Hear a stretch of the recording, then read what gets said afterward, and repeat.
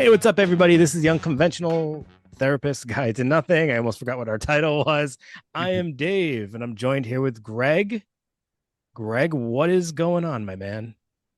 Dave, not much. Just had a lovely conversation with you. That was nice. Sometimes people Yeah, don't know what we had to get our batteries charged. I think we had to catch up on a little bit of the all the stuff's going on at work Office and politics, such. we'll just call it that, right? Yeah, yeah, for sure. So, yeah, Dave, maybe you forgot our the title of our podcast because your brain is in a bit of a fog, and you don't have a reason for that, but No, I don't. my son does, and we talked Oh about this a no. little bit. And in preparation for this episode, I sat him down. Because just to give a little backstory on that, my son is 17 years old and he was in a relationship for about 10 months, which when you're 17 years old It's forever. is, yeah, it's like, you know, growing old together. It's like the beginning of Up. It's like of that Yeah, movie, it's yeah, like it's true. I'm in love with this person. This person's my whole world. I mean, it's just like a really sort of this is a lot of this is biology too, right? Trying to like bring them together and make them do things, which I don't even want to get into that. But all that said, she smashed his heart into a million pieces. Just kapooey. Just kapooey. And he's been slogging around the house for the past, I'd say, Slogging. yeah, just dragging his feet, like trying, like there's moments where he's there, and then there's moments where it's like, damn, that kid is just in it right now. He's kind of feeling it. And it's only been about a month, and he is ascending, I will say that. But I asked him today, I said, Jack, like, Dave and I are going to talk about this a little bit and see if we can kind of figure out, just through chatting about this topic, if Yeah. something reveals itself, as it often does when we talk about these things. And if it does, I'll give you some, pointers. But I said to him, like, what's it like? Like, what's it like being in this right now? So Right. we could have like a firsthand look at like what heartbreak and a broken heart feels like in the moment, What do right? you say? And he said to me, it feels like you lost a percentage of yourself. He he says, I was 100% when it happened, even more. And now I'm at about 85%, but I think he was being, I think he's a little lower than that. Yeah. He says he lost like a sense of security. He feels lost. He feels like his confidence took a huge hit. Hmm. He feels confused, and there's this endless cycle of like why, like what, questioning himself in a way like, what if I did this a little bit different, if I looked a little bit different. He even asked me like a really sad question, and he's like, do you ever think like you're ugly? And I was like, I do, Jack, but you shouldn't. You know what I mean? Like it's like what he just feels this ultimate sense of betrayal, and it's really hard to watch. And I'm sure you've been there, right? I certainly have. Yeah, A it's little not the younger best. than Jack, but yeah, yeah. Well, when Multiple you got, times, of course. oh yeah, But dude, my first time I'm saying was probably a little younger than 17. you remember it? Yeah, oh, yeah. I remember it too. Was it Hit me hard. was it a cheating situation? No, no, no, no, Mine no. It was. was for me, it was just some one of those things. Actually, it was way shorter than 10 months, I'll tell you that much. Hmm. But it was one of those things I was really, really, really excited about because it was Yeah. probably one of those improbable things that happened that Hmm. like Hmm. I actually just in the moment couldn't believe was happening. It was someone that I felt, quote unquote, was out of my league, well, a year higher than me in high Oh school. wow, you're Um, floating. it was she dated the quarterback, the senior quarterback for the football team. She Oh, was a Dave. cheerleader, and here I was like a sophomore in high school, Yeah. and yeah, and that was like a very short, but for me, I was like really in it, and then it ended for no like bad reason, just of course in my mind it was all the reasons of things that are wrong with me, and Yeah. just boo, just plummeted. I Just drop right back down plummeted. to earth. I Yeah. listened to the Cure Wild Mood Swings album on repeat on the floor in my bedroom Yep. with I like can the picture lights you. off and just like, oh, I was, yeah, down and out.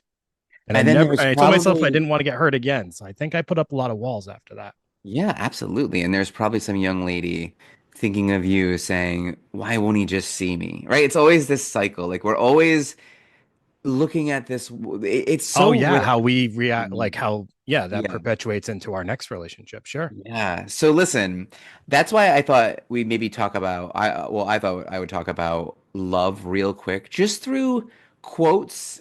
And I think the reason why I want to like just name a couple quotes and maybe a couple lyrics of songs is because there's something fundamentally human about heartbreak. That's why it's in poetry, that's why it's in movies, that's why it's in everything, music. And it's also something that you have to almost experience or hear about someone else's experience to really understand. Like if you like Jack did a pretty good job, but it's like kind of different for everybody. It's kind of this intangible thing. It's there's this great quote from Saint Augustine and he says something like if you think you know God, you don't. You know, and there's something paradoxical there. Like you think you know God, then you know nothing of what God or religion or Sure. meaning is. And if you think you know heartbreak, like you don't, right? Because it's so different for Right. everybody. Right. And you can't be like, I can't say to Jack, hey man, it's been a month. Like, let's get this show on the road. I maybe 2 months I will be saying something like that. But I mean, kidding aside, it's like he has to experience this in his own way.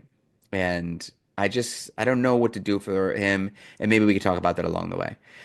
So let me get Yeah. into one of these quotes here. So Bertrand Russell is a mathematician, so you wouldn't really expect him to have a beautiful love quote, but he does. And he says, love is an escape from loneliness. It helps us to overcome our fears of the world. And I think there's some truth in that. Hmm. Um, love, Dave, love is like one of these emotions where it's like you're making yourself vulnerable to every single emotion. Yeah, like elation and joy and bliss, like you're talking about when this girl But you who's you don't even think about it in the moment when you're getting swept no, away. At least, for people who can fall rather quickly, you don't. And I'm been guilty of that many, many a time. Even yeah. though I do put up walls, I do feel things pretty intensely in general. So like when you're doing it, sometimes you don't even realize what you're doing.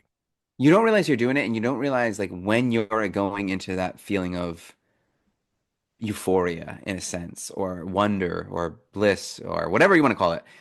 You are also putting yourself up for the biggest fear and rejection and Right. jealousy, and there's all the emotions are tied to love. It's very intense. Simone de Beauvoir, who is sort of like a feminist philosopher, like in the 50s, I think. Very interesting lady. She says that love is to integrate with another, to fuse our lives with meaning.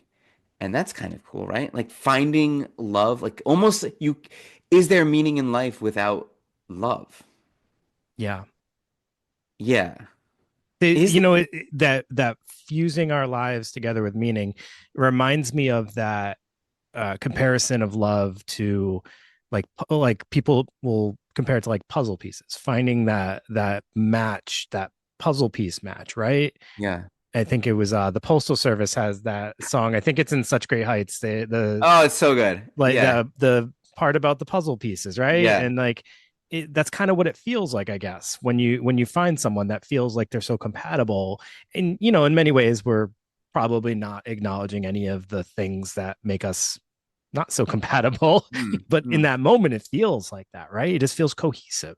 And it's also the puzzle piece is also not to say that I think that everyone that it's pretty limiting to think that we only have one puzzle piece, but I think the puzzle piece is a good metaphor in a sense because it's like if you're trying to force it, like if you're seeing red flags, but you're like, you know what, we kind of do fit together somehow. Sure. You're like smashing those pieces together. When you're in love, when there's something that this relationship is going to have legs, it shouldn't be hard. Like you shouldn't be before you call that person or when they text you, you shouldn't be like, what is the right thing to say here? Because if they love you or they're really into you, no matter what you say is going to be the right thing. Like you shouldn't Right. have to try so hard. And if you find yourself like, oh, like I don't know if they're gonna like that. Oh, did I say the wrong thing? Or they're gonna take that the wrong way. It's like, or you're telling yourself stories like they're gonna get back to me. I texted them 3 hours ago and they're gonna get back to me. They're busy. You I don't know know, about. for kids today, though, this is an interesting concept, that just ability to have direct conversation and communication all the time Yeah. probably makes things so much more anxiety producing and vulnerable. Like we didn't have text messaging Mhm. when we were in high school. So we didn't have the ability, we didn't have all the like social media. We had like dial-up modems and like MySpace at some point and AOL instant messengers, but it wasn't like we were sitting on our computer because you couldn't, because your landline would be busy all day long Right, if you right. did that. So we didn't have that ability to send someone a message and then expect instant responses all the time and then fear what it meant if we didn't get that instant response.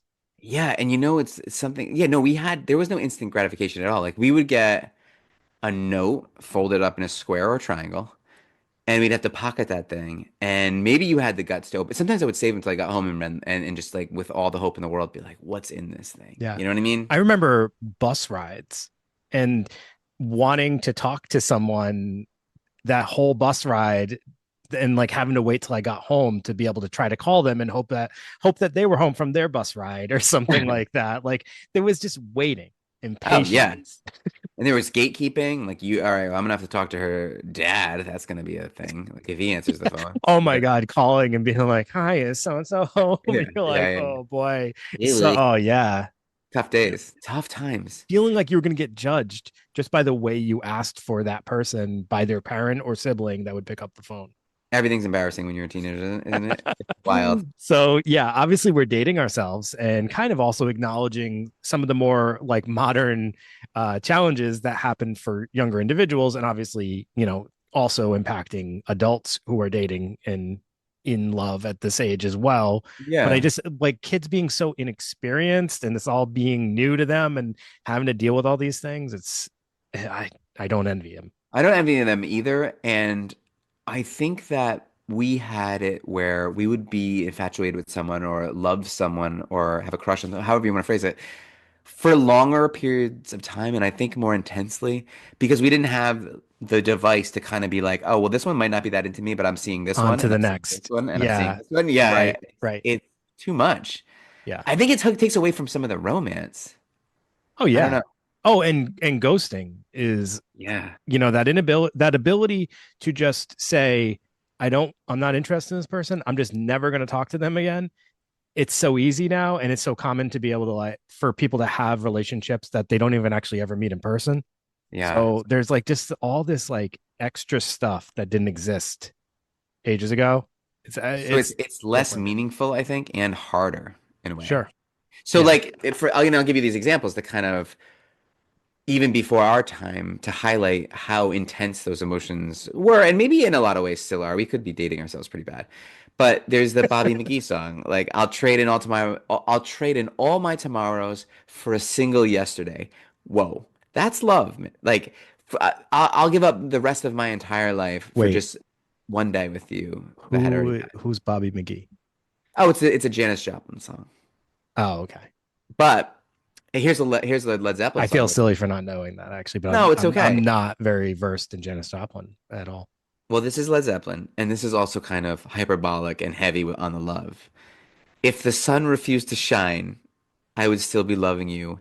When mountains crumble to the sea, there will still be you and me. That, if you put that on a little text, I mean, it's gonna go too fast. Like that needs to be.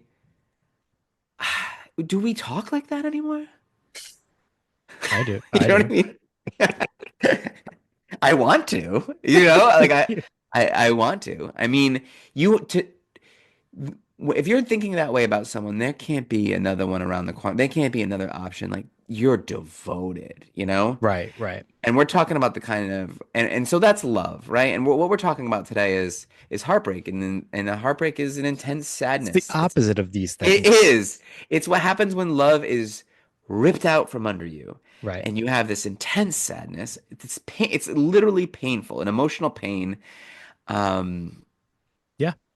and I use these quotes to point out the idea that something like what we talked about, like having a broken heart is something you can't just put into words. And I think the only way to heal, and I don't know, I mean, because the only Well, way I've we'll ever, get there. We'll get there. Let's yeah, not yeah, rush because to it's like, heal. yeah, let's not Feel rush the that heal. feel that heartbreak. Feel it. Feel it. Oh, you know what? That's part of it too.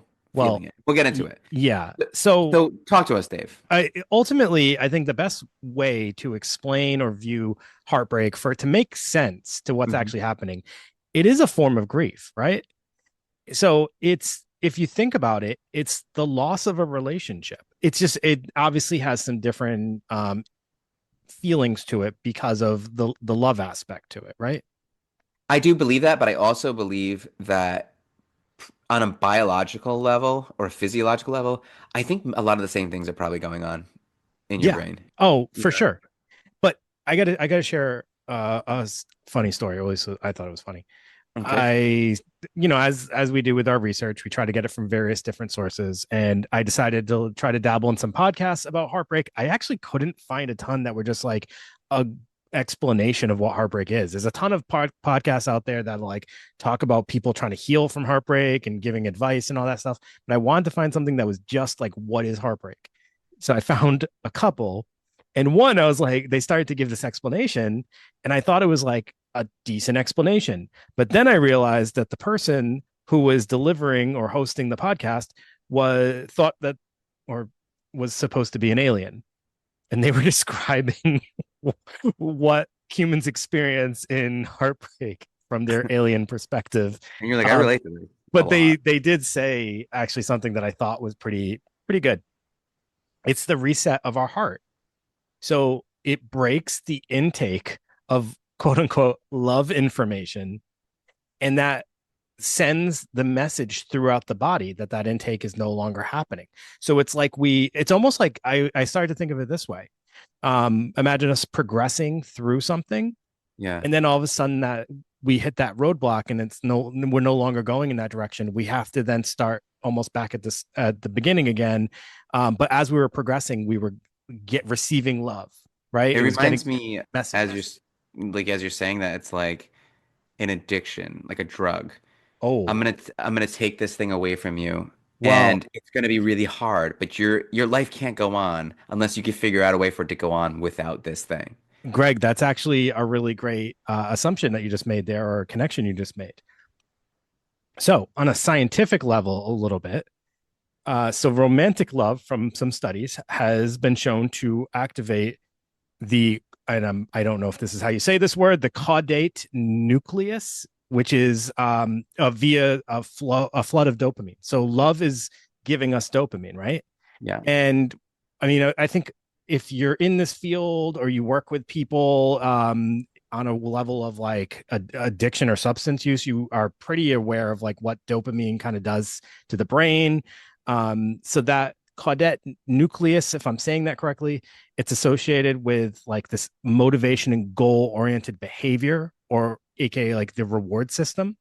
So the fact that love's firing um, dopamine is kind of like creating this goal oriented motivational state, right?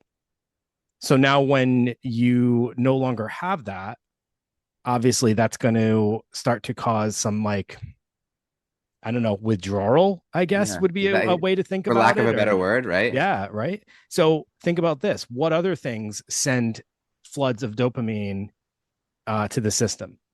Nicotine, Crack. cocaine. Yeah, exactly.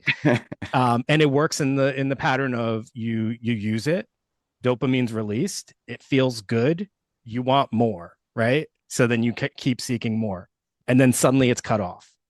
Yeah.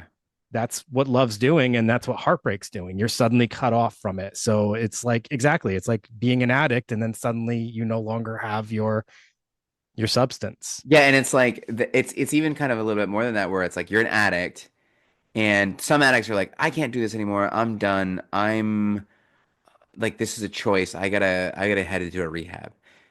Heartbreak is more like you're about to stick the needle into your arm, and someone grabs it and runs away, and you can never find it again. It's like, get back It's just, here, yeah, no. no, and no, I wasn't and the ready. and the realization that you will never see it again. Yep.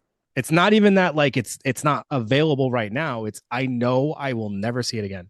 And another comparison, I already mentioned grief, but beyond the sadness, it's also, like the symptoms also kind of replicate depression, right?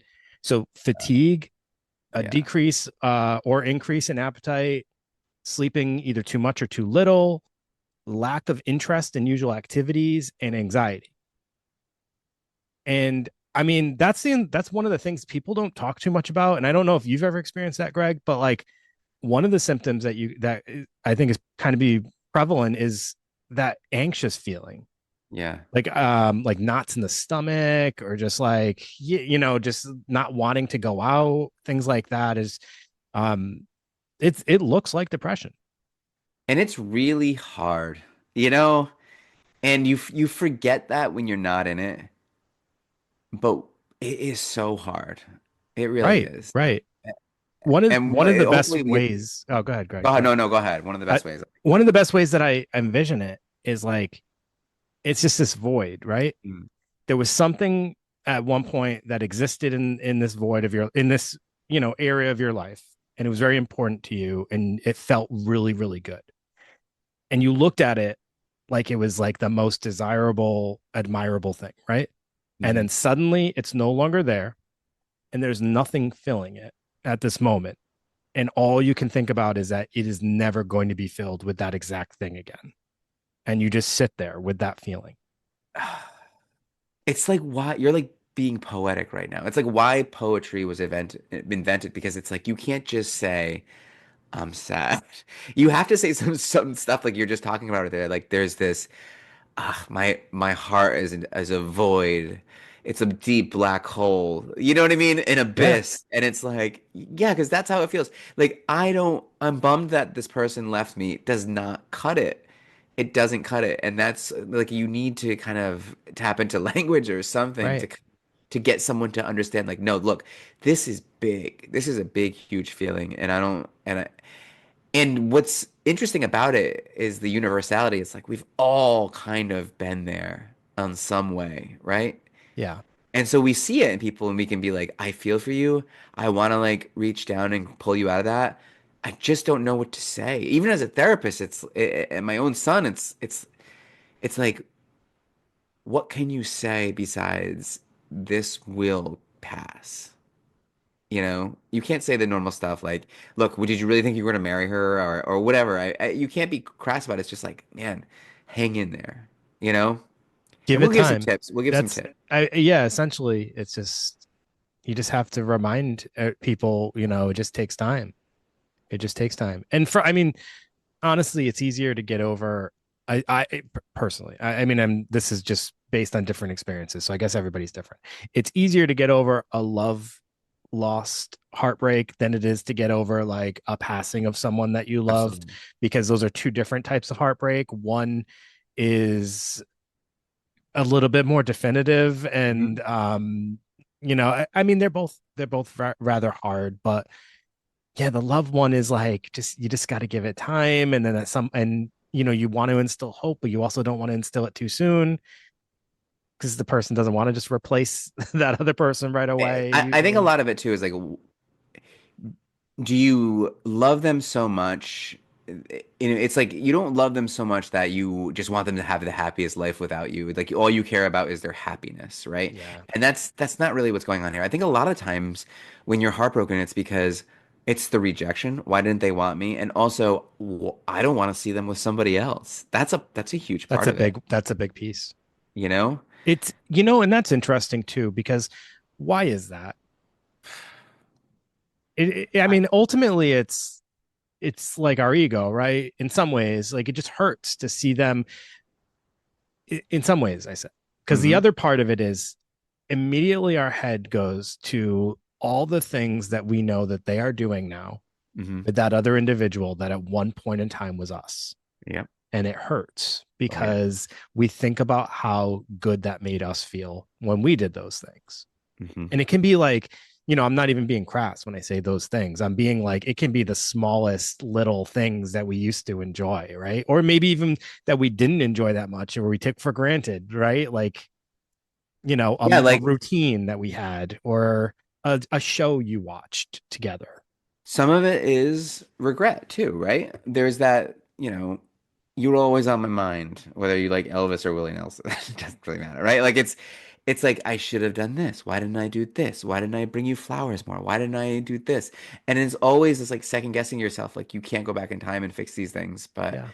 I mean, maybe you learn from it, I You also guess. have to remind yourself once in a while, like Miley Cyrus says, you can buy yourself flowers. That's right. That's right. And as I tell Jack, my little bit of like not therapist but dad advice is like, do you really want to love someone who doesn't love you back? I mean, what's that going to do for your self-esteem? I don't know. Yeah, You know, you know. I mean, I don't know. the one So way street there, buddy. it's a one-way, dude. You don't want to be on the one-way street. The one-way love street's a sad place to be. That's a street right down to Stalking Town. We've done an Yes, episode it on that is. before. Yeah, you don't want You to know be. what I was thinking might be interesting. So a while back, I made a playlist on Spotify, I think it was, Mhm. or maybe it was on YouTube. I can't remember, but I made a playlist. I called it the Borderline Personality Playlist, and it was all songs about like push and pulls and relationships and stuff like that. And I like that a lot. we should do a heartbreak playlist for our listeners and put that on Spotify and YouTube. All right, I would love that. Have, I actually kind of have a little something already queued up as like a sort of cathartic thing that I've listened to in the past where when I kind of get bummed out. You ever do that? Oh, Yeah. no, I had like certain albums that I would listen to or things like that. Or yeah, I guess I have certain artists. Um, but I never made like a playlist. I had like never mind. Just go on. Okay. Hey, do you want, should I get into some tips for broken hearts or do you want to talk about some? Absolutely. All right. Absolutely. So let's get into this is what the people want, right? How do I pull myself out of this if I'm going through it? Yeah. Well, one of the things is to lean into your feelings. Yep. Because I honestly believe you cannot get over something until you let it happen to you. So maybe, and using my son as an example, if he is thinking to himself, well, if I do this or I do that and I act this way, maybe she'll take me back and we can make this thing work.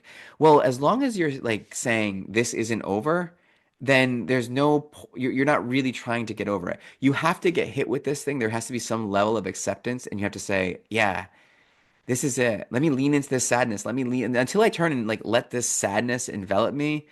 That's when I start healing, right? Yeah. When I'm avoiding it, I'm keeping it away. I haven't let the thing hit me yet. You know? Right. Once I release and I let the thing hit me and I let the tears come, let all that stuff happen, and then I get to a point where I'm like, okay, that's it. That's the whole thing. I've taken it all down, and now I got to start climbing out of this thing. You And do it's have funny, to we feel it didn't talk all. about this, but I did write Listen to the Cure as a sort of Well, side, a flank, yeah, you you know? caught it. That was my go-to. I did. I remember you saying that before. Yep. I mean, you can focus on self-compassion and that's not what I was saying to my son where I'm saying, "Hey, do you want to love someone who doesn't love you?" That's self-esteem, right? That's doing something that's hard, that's going to be good for you in the end. And I think that's important too, but self-compassion is like, ah, man, that's got to be tough. Like I get it. It's okay. It's okay to be sad. Yeah. All right, why don't you So you got anything yeah, I mean, I think a few things could be um, utilizing others as your support, as hard as that probably is during that time. Because like when you're going through it, the last thing that's really on your mind is like, oh, I want to go talk to people. Or maybe it is for some people, but I know for me, it wasn't like I want to go be around people. But it does help you to go out and be social and, Mhm. try to not isolate them pretty much, right?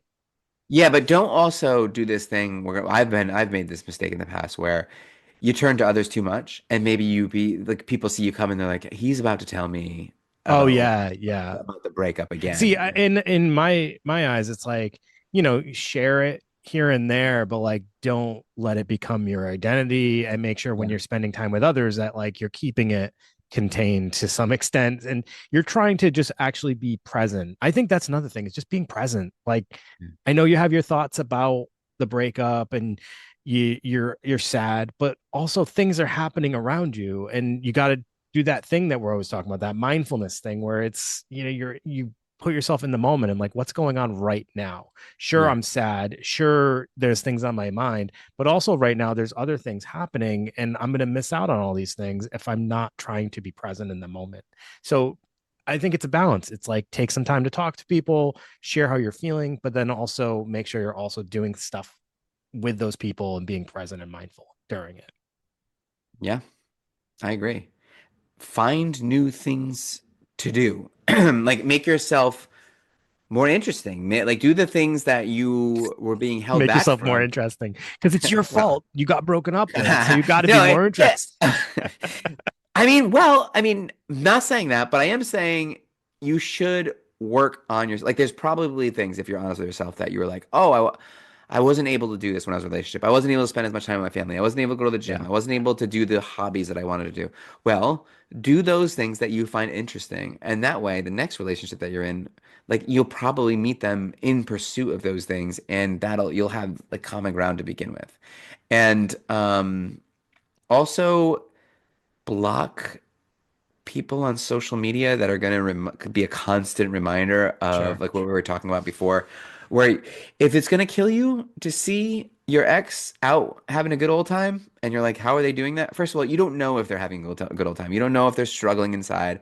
There might be a picture of them out looking like they're having a good time, but there's probably a picture of you looking like you're having Yeah. a good time too. So don't focus so much on that. Just two quick ones that I just thought of. One would be, at some point it is, I think, important to reflect on the things that occurred and like use it as a growing tool, so that you can ensure that if there was anything on your end that you feel like you could have done differently, or if you had one of those moments where during, like, as the person is breaking up with you, you start to beg, or you lose yourself in those moments, try to think about that and like, Yeah. how can I learn from this situation? How can I ensure that, like, the next time this happens, I don't feel like I lost myself, or I did things that just were against how I want to be seen. So you can use this actually as something like a learning moment instead of just something that you reflect on that was super sad and disappointing. Losing yourself is like a very important thing. That was a good thing to bring up because I can picture what you mean. You said beg. It's like, I'll do anything. I'll change. Well, maybe you don't want to change. Maybe you should be Right. yourself and find And someone and you will see you the value in really that. will you really Yeah, though you too? can't. It's like, no, you're probably going to still remain who you are to some extent, unless there's these things that you really note that you could grow and change. You probably aren't going to be compatible if you weren't in the first place. Or if that person really did have a change of heart, there might be more to it than just something that you're doing. Yeah. So I think that's important. I Yeah, forget what the second thing I not was going to say. everyone gets everyone, you know? I Right. mean, people, if this person doesn't see your value, then you need to go find someone who does. That's kind of simple. Or if they didn't like the fact that you were abusive or like drinking too much Yeah, or something like those that, those are maybe that's something things you need to you look yeah, at. change Yeah. those things, sir. Yeah, you can change those things. That's fine. Oh, and the So, other the other thing I was going to say is also, if you're someone who's in your head a lot and you get a lot of negative thoughts and they're really impacting how you're seeing the world or how you're seeing yourself, write those thoughts down, start to put them out there a little bit, get them out of your head. yeah, When so you you can get challenge them them. out, you'll start to see them, and they'll start to look like, oh, why was I thinking that? Or I don't know if I really believe that. It's important to get those things out of your head, because the more they sit up there, the more powerful they become. And it really does start to feel like that's truth at some point. We start to put too much power in our thoughts if we don't get them out. Ain't that the truth? Ain't that the truth? Another thing is don't be too hard on yourself on the amount of time it takes you to get over heartbreak because everyone's different in that world. I mean, look, some people it doesn't take them long at all to get over a relationship. Some people it takes them, there's people that I've seen that it takes years, right? Right. So don't be hard on yourself. It just give yourself some grace, give yourself some time with that. And one more thing I'll say about a tip, it's be careful of who you take advice from because Sure. some people are going to give you some really bad advice Yeah. during Yeah. this whole Some thing. people are very jaded, Yes, more yes, so than others. And yeah, you got to understand, everybody has their own individual experiences, and that's what they're putting into their advice to you. And the other thing is, as you were saying that piece right before that, I was thinking, like, we know that grief looks different in everybody. So, and we don't expect everybody's grief to like last the same amount of time or have the same exact symptoms. So why would we ever expect heartbreak to look the same in each person? So don't sit there thinking like it's supposed to look a certain way or you're Mhm. supposed to be doing a certain thing. Allow yourself just to be who you are and go through it the way that feels right for you. Yeah, and a couple of old guys like us can tell you different breakups take different amount of times and are, have varying degrees of pain and duration. It's all Yeah. different, you And know? just because you're older doesn't mean it's necessarily going to hurt less because sometimes when you get older, you start to have different expectations for yourself, or it Yeah. starts to feel like, oh man, I'm this age and now I got to start over. Mhm. So there's all these different factors that go into it. So yeah, it's just different. And it's no two breakups are ever going to feel exactly the same. No, And if they do, then that's weird. you're weird. Yeah. You're weird. No, just kidding. So I started to like think about this idea of heartbreak songs because I was looking through, a laundry list of them, and I started to notice that there's themes, and the themes can actually be turned into almost like stages of heartbreak, similar to how we have stages of grief. And I just put a song with each stage to kind of go through it. And I think one of the first stages maybe that we go through could be denial, Okay. and I think Whitney Houston really captured that in the song I Have Nothing, right? When Yeah. she says, "Don't walk away from me. I have nothing if I don't have you." It's that idea that like, no, this isn't really happening. You can't be leaving me, or like maybe I have this control that like I can pull you back if I say the right thing. Yeah. Yeah. And that can be a Maybe dark time too, sure. where Maybe people my are. suffering is so bad that you're not going to leave me if I tell you how bad it is. And then do Right. you want to be in that relationship? Like, do you want to be in the relationship that you sort of put that out there and said, look, if you leave me, I'm going to like, I'm nothing without you. Then that person is like, well, do I want to be in a relationship with nothing? Right. Like, you got to have some kind Sure. of power, right? Yeah. So also, what was that, the Bodyguard soundtrack? I I believe so. Oh I my it, God, what a I soundtrack. think so, right? Yeah, I think so. But she had hit after hit back in the Yeah. 80s, early 90s. What a Forget it, right? talent. What a talent. Yeah. So the next stage is kind of this feeling unprepared for the loss, right? So you're more acknowledging it than you were in the previous stage. And this is my example for this is Louis Capaldi's "Someone You Loved." I don't know if you know this song, Greg. No. Uh, so Banger. I'm gonna have to get it in my it's, list. I mean, it was a radio song the last, year or so. I think it was older than that. But there's this reference to like having the rug pulled out from under them. And I kind of got used to being someone you loved. But then, so it's this idea that like I am in the relationship and we love each other. And now I'm so like used to it that I feel this feels so unexpected. This wasn't something I ever felt I was could have prepared myself for or I saw coming, and suddenly it seems like you've just changed overnight. Yeah, that is a hugely powerful part of, especially in my own life, in the heartbreak that I felt, where it's like you love them still, but somewhere along the line they stopped loving you, and it's like, And you how stopped did, note and you didn't notice. yeah, how did that happen? Like, how do I love you and you don't love me? Like, and even if like you're around them still, you can kind of feel that happen. It's almost like that Righteous Brothers song, like you lost that loving feeling. It's Yeah. such like we all feel that. And another thing that reminds me of that is remember that Gaudier song? Now I'm It's just somebody somebody that that you I used to used to know. know. Yeah. Yeah, that's kind of that same feeling where it's like, hey, we were best friends and in love, and you cared about what I did the day before, and you asked me how my day was, and now we're strangers. Somebody. Yeah, yeah, that's the one. So the next phase would be a reflection on the loss, but also acknowledgement of that empty feeling that you have. And I thought a really good song to capture this was The Cure "Pictures of You," one of my all-time favorite songs. Good song. But even the video of this song, it's just like these Polaroid pictures that they're sifting through, and it's just this idea that like this thing that I loved so much existed in one point in time, but now I know it will never be there again. It will never feel that way again. And all I have to remember it by is pictures of you. Yeah, Yeah, heavy. really heavy. Uh, the next one is, I think it's starting to come out of this Yeah. empty phase a little bit, and you're still grieving, but you're starting to get some pride, and you don't want that person to see you grieving. And Dionne Warwick's Walk On By is a perfect song to kind of embody that. If you see me on the street and I start to cry, just walk on by. And something about like her pride, just not wanting that person to see her hurting, right? Strength in that for sure. Strength for sure. The next phase, after we get through that, I think kind of embodies some of that anger that we feel, maybe a little jealousy, like you talked about. If you see that person with another person and thinking about the things they're doing together, Nope. and you don't want that. You want them to, you'll do something else before you see that happen. And SZA's Kill Bill is like the perfect song for that.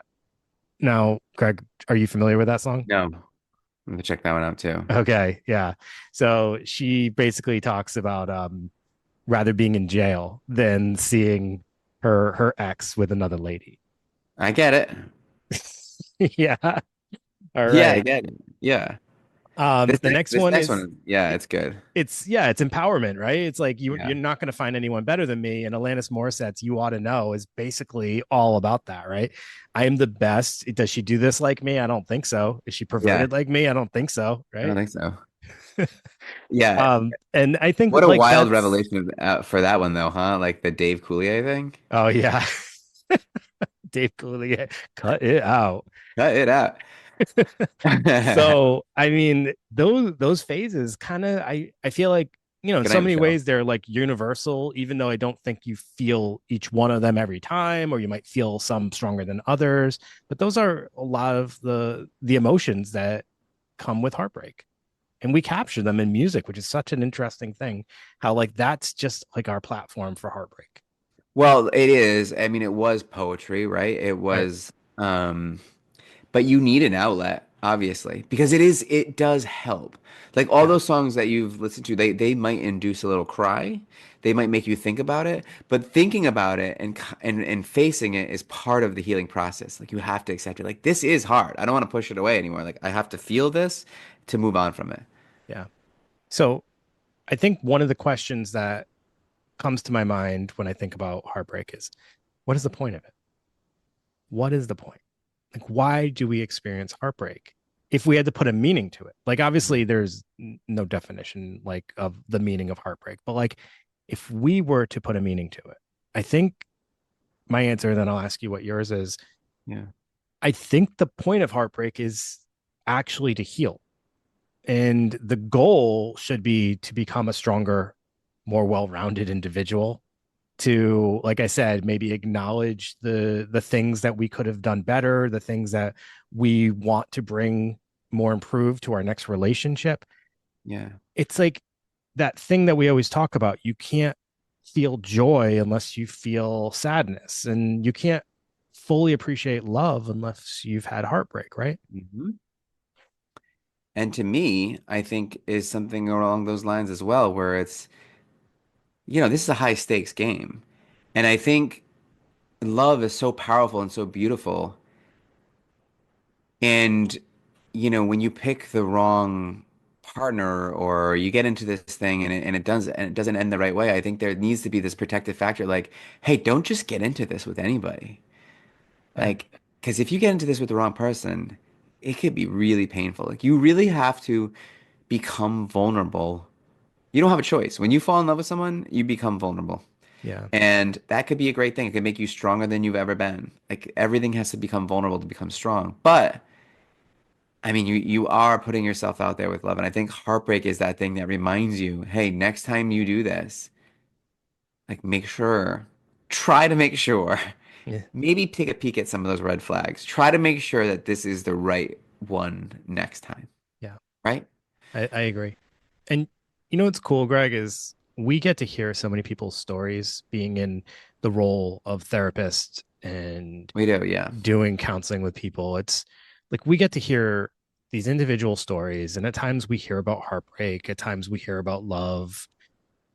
One of the most challenging things, because we're supposed to come in, or we do come in very non-judgmental, and we're very person centered, and we want the best for the person that we're counseling, and sometimes that comes with a little protectiveness, right? Hmm. So when we hear our patients going through heartbreak, obviously there's a it taps into something in us, right? We feel empathy for them. I have to ask you, have you ever had a patient that shared, or maybe multiple people that have shared about their new relationships, and you just immediately know it's not for them by the way they've described the person, and that like it just you can see all the red flags from a Oh mile yeah, away, or even it's too soon, or like, it's too soon, and right? you're like, ooh, I don't know. I feel like you haven't completely faced this thing down yet, and you're moving on a little too soon. I don't know if that's the best idea either. I what is our role in that when it's not even something that they're really bringing up to us, they're just telling us about it, and Yeah. we have these thoughts. What is our role in supporting someone in a new relationship, or maybe even one that's been going on for a while that just doesn't sound like it's going in a good direction for them Yeah. and potentially could lead to heartbreak? I mean, I guess just using the MI side of things to kind of remind them, hey, like if you find yourself doing things that are making you drift from your values, or things you don't feel uncomfortable with, or things that you weren't really looking for in a partner, and you're kind of just making, a judgment to be like, well, I guess I can deal with that. You don't have to. You know what I mean? You can find those things that make sure that this person is the person that fits your life. And, um, you're not taking anything away from your life, you're only adding to it. That's what I would say. Yeah, yeah, But I because agree. what can you say? Like, this is too soon? I That guess you person could kind sounds of say like that. a dumpster fire, Yeah, yeah, yeah. Yeah, yeah. You could say that. Um, but they probably wouldn't want to hear it, right? no. Because they're in that phase. So yeah, you're right. Love I is guess blind. it's Isn't that what they say? love is blind, Love is blind. It or is sure it? is. It sure is. I don't know, Greg. Some of those pairings on that show will tell you it's not blind. Yeah, yeah. I've never seen that show. You've never seen Love is Blind? Is that with Nick Lachey? Yeah, but I mean, he also has like a couple of shows. So, but it's one of them. Yeah, Well, there's two things. No, I haven't, and the other one is I'm glad Nick Lachey is doing okay for himself. yeah, You know. he's doing fine. And how's Jessica Why? Simpson? I hope Jessica Simpson's doing okay too. I think they're far They're both doing removed all right. from that. I think they're far removed from that relationship. Good. Yeah. Thanks Remember for that? Remember for that the whole thing? concern. Yeah, when See, she thought I bet chicken you. from the sea, she didn't realize was tuna or something like that. Yeah, that's a tough thing. But I will say this: when they split up years ago, I bet you they thought, or well, at least one of them thought. That's the sad thing about breakups, though. It's like only one person really is really struggling, right? Like one person, like whoever it was like, oh man, I'll never survive this. I'll never be okay. This is heartbreak, and they're fine. So look to Jess and Nick. Right? Yeah, Nicholas Shea and Jessica Simpson as motivation. Yeah. Another thing that just brought up is I'm trying to remember which show it was that I was watching because I'm always watching some dating show or whatever. It's kind of a Okay. guilty pleasure. It is Yeah, what it yeah, yeah. is. Why not? But and the woman dumped the guy, but then was like way sad on her end about the breakup to the point where it was like it felt like she was looking for more sympathy than the individual she broke up with, and it was kind of getting weird. And I'm like, well, that's an interesting tactic to take. Yeah, You never yeah. look It like is. the bad guy if you just constantly talk about how sad you are about the breakup. Yeah, Yeah, breakups are so hard. I they're hope they're that like they're people listen to interesting. this, and if you're going through a breakup, you got something that kind of you could glom onto and be like, that helps a little. Or when you have your next breakup. Yeah. When you have your next breakup, remember, cue us up. All right, everybody. Oh, and we're gonna do a little something different this week, and hopefully people will take advantage of this. We're gonna do a little bonus episode for people who have subscribed to our Apple subscriptions, which you will find access to on our website or on Apple Podcasts, I believe. So we're going to do a little mini bonus episode, which I'm hoping we'll be able to provide every now and then, just for a little added incentive for people to subscribe to that. And it's going to be about a little something called heartbreak syndrome, Oh. which is different than what we talked about today. And we want to share why. So give it a listen and let us know your thoughts. Bye. for now, thank you guys for listening. Hold your partner close and block your exes. Have a Yep. great night. Yeah. Black Rex is right. See you later, everybody. See you next week.